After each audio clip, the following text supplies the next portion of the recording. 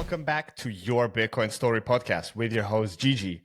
On this episode, I'm thrilled to welcome Robin Seyr, the host who interviews a Bitcoiner every single day, 365 days a year. That's right, one fresh conversation every single day, diving into Bitcoin's impact from bankers to everyday believers. Robin isn't just prolific, he's on a mission. From skeptic to full-time orange pillar, he's dedicated himself to uncovering and sharing the true values of Bitcoin. Robin, welcome to the show. Oh, thank you so much. Such kind words. You make that professional introduction that people say I should do always, but I never do. Yeah, no problem. Well, thank you for taking the time. And yeah, I like to do the introduction to the guest instead of putting it to the other side. But I guess with so many people that you have on the show, you already have enough preparations to do then, and also to do some introductions to the guests. But I'm super happy to have you on. As I mentioned to you off the record, I've been a big fan of what you've been doing. Kudos to you, Robin, and you're really putting in that proof of work into the pudding with releasing one episode every single day. I take my hat off to you. And yeah, super happy that you took the time off to come on my show today. Oh, thank you so much. I appreciate that. Yeah, thank you so much. So perfect. So Robin, as we do with all guests, before we go into kind of deeper topics on Bitcoin and what it means to you, to kick things off, can you share where and how did your Bitcoin journey begin? I think the most interesting part of my Bitcoin story and where it started was maybe even like in childhood, because I was always a very saving personality. I was always someone that saved more than you needed.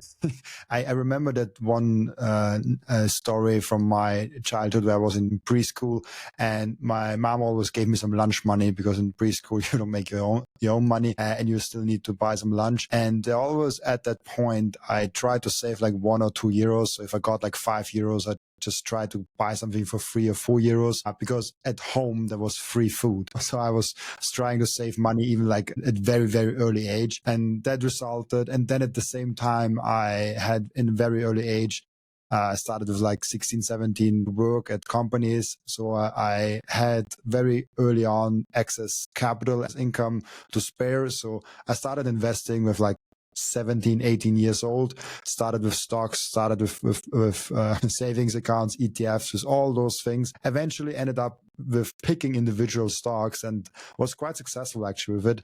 And because I was quite successful with it, people bothered me with the question of like, what is this Bitcoin thing that I hear about? Even though I was not a Bitcoiner, they were not a Bitcoiner, but they thought like, hey, Bitcoin is like investing in Tesla. I invested in Tesla, so why don't you tell me about Bitcoin? And because of curious people that asked me a lot of questions, I was like, okay, I should dive deeper into this Bitcoin topic. I actually thought Bitcoin is a scam. Because I thought Bitcoin is a scam, I always told people that, and people asked me like, why is it a scam? And I wanted to prove them that Bitcoin is a scam. And in the process of trying to prove them why Bitcoin is a scam, I just kind of discovered Bitcoin. So it was like a weekend where on Friday I went into the belief Bitcoin is a scam, and on Sunday I came out of it saying, it might be more than a scam, it might be something better.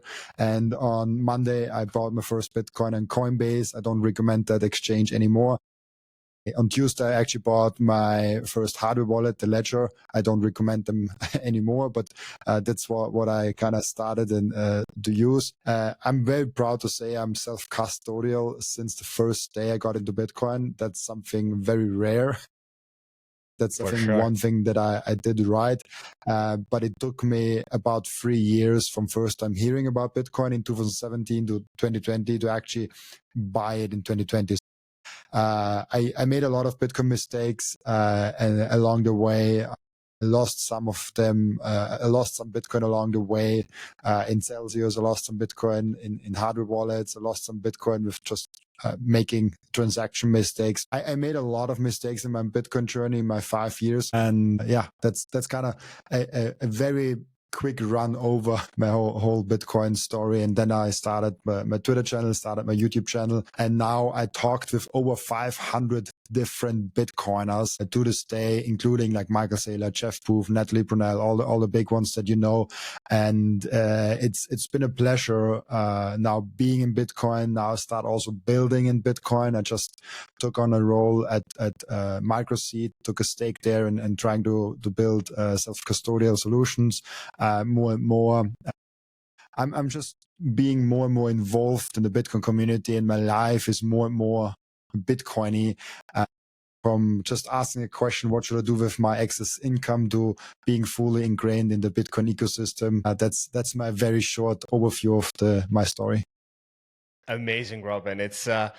It seems like it's been very short, like only 5 years, and so much has happened, and you've had such incredible experiences, and there's yet so much to happen in advance. So I guess even though you kind of compiled it into TLDR, how quickly Robin's journey happened, I mean, breaking it down, you are definitely one of the minimal guests, at least on my show, that went straight into self-custody. Usually people buy some on exchanges, lose them, get hacked, or just never even to this day go into self-custody, which you kind of had a different mindset from the get-go, which was the right one. Maybe not the right hardware wallet, but that's okay. We live and we learn, and we progress in that.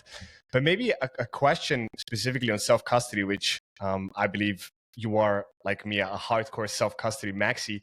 Why do you think, Robin, still so many Bitcoiners today don't practice self-custody practices? Why do they keep them on River, on Coinbase, on Strike? Why is it so hard for people to move into self-custody? I ask myself the question a lot, and I think it's a fundamental convenience over security. It's the same reason why people choose to do things. There's the saying, the popular saying, show me your incentives and I will show you what you will do. And if the incentive is convenience, and you didn't had a very hard life lesson, you're not incentivized to find out about self-custodial solutions. Most people that are listening to this, I would guess, live in a rather safe environment.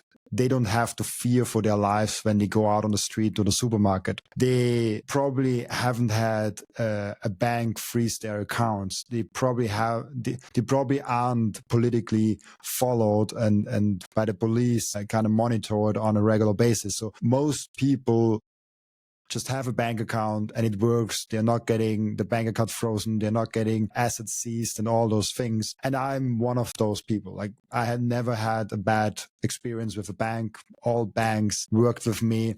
I made a lot of Bitcoin transactions, a lot of different Bitcoin brokers, and never had any freezing or banning or anything like that.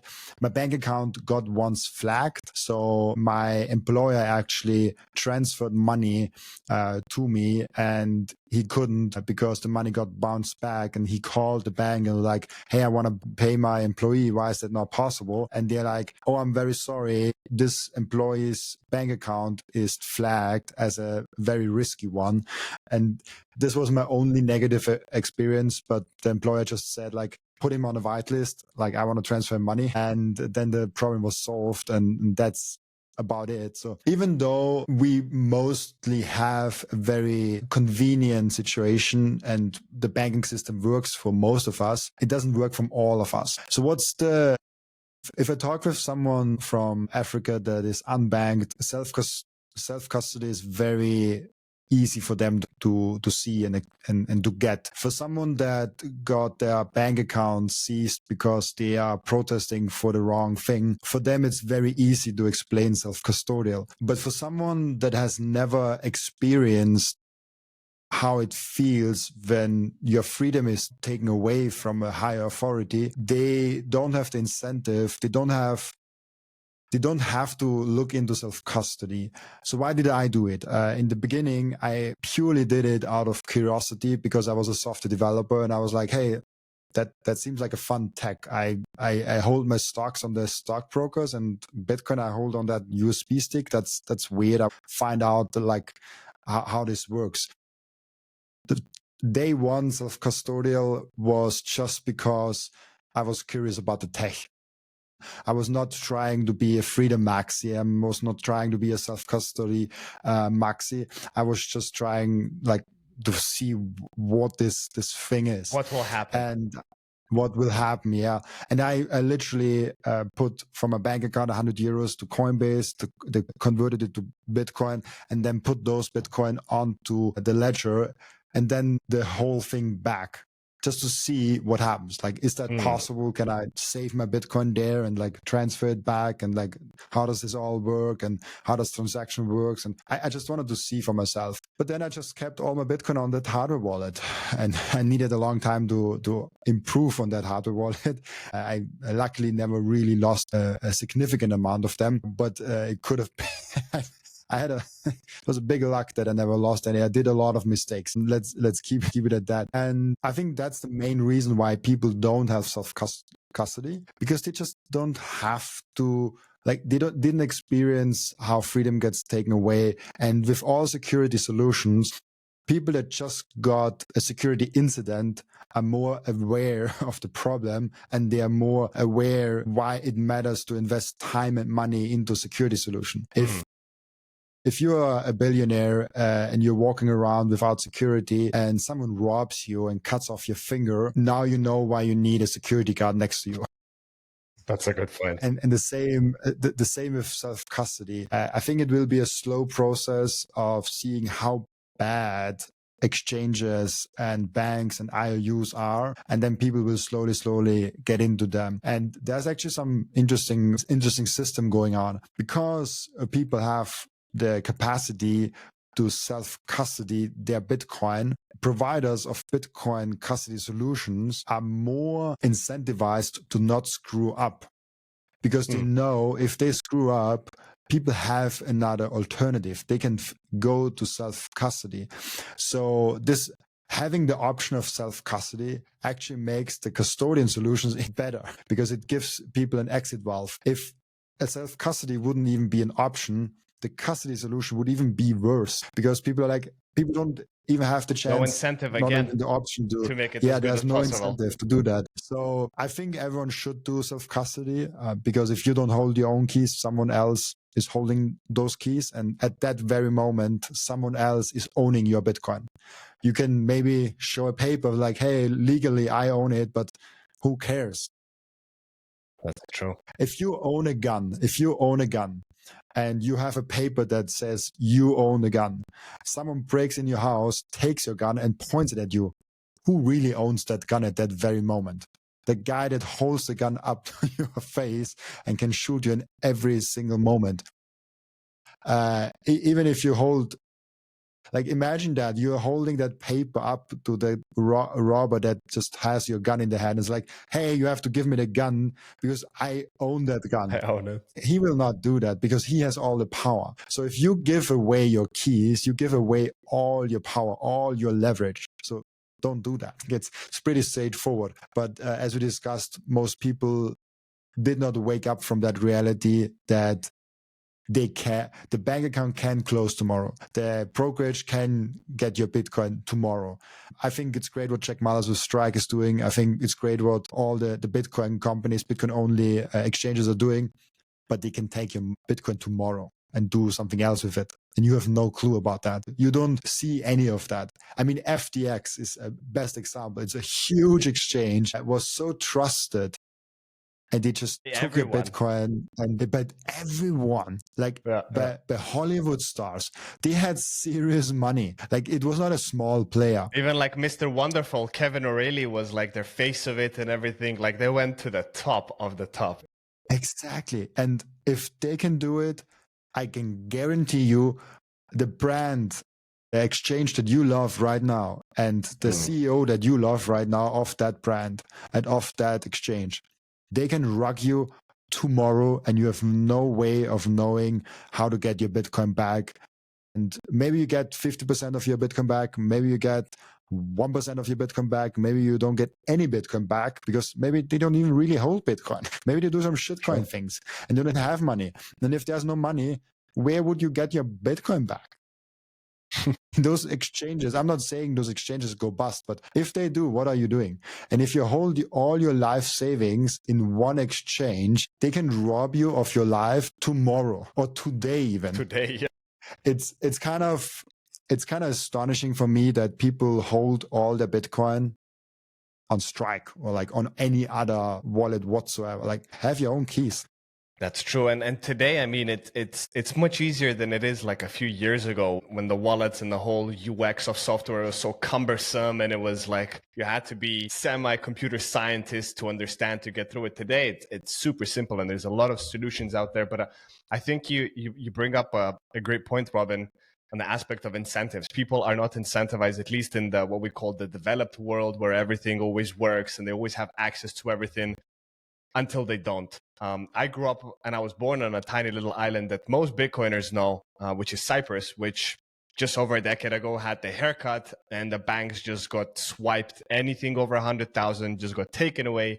And to this day, in 2025, 12 years later, still people didn't get their money back. And it's funny that that event happened, yet people still trust their banks, saying this will never happen in my country, until it does. And what I'm worried about is we're fast approaching the deadline of October. I don't know if that deadline will get pushed or not, but with the digital introduction of the digital euro, where things are going to get much more cumbersome and surveillance state is going to go through the roof. And do you think, Robin, that will be an incentive for people to start looking at self-custody? Or you think we're so, how should I put it? We're so numbed into walking into the surveillance state that won't change anything, and people will still trust banks as they did, and they'll keep their Bitcoin on exchanges? I think the CBDC will actually be something else. I think a CBDC is actually the same as a stable coin. It is a Trojan horse for digital money. And the Trojan horse for digital money sounds really bad,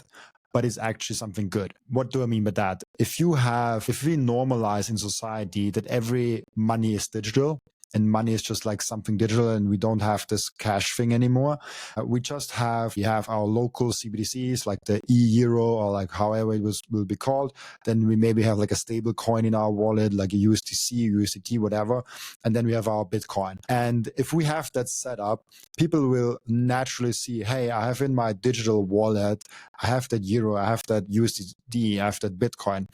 Two of them lose value drastically over time. One of them goes up every single year. Where do I put my money? If we normalize digital currencies and we are all on a digital playing field, people will drive to the best coin. Why wouldn't you? The same thing happened with gold, silver, and aluminium. At some point, people realized, hey, I have to hold the gold because that's the thing that holds the value the best. That actually goes up in purchasing power every year. If I now connected with Bitcoin versus the euro versus the US dollar versus some ETF versus real estate, you're like, hey, if I denominate everything in Bitcoin, all other assets, all other currencies are losing against it. So why would I put anything in? Why would I put any financial energy in anything else than Bitcoin? That's why I put everything in Bitcoin. I don't have any stocks. I don't have MicroStrategy. I don't have any real estate. Like, I literally own my podcast business and Bitcoin. Like, that's literally all I own. That sounds like a peaceful life. It's a very peaceful life. I can pack up and go tomorrow to another country and like nothing changes, like just pay rent somewhere else. Thank you for watching this video. This was only a snippet of the podcast. And if you want to watch the full episode and get all of the context of this episode, you can click right here or here. Oh, maybe also here.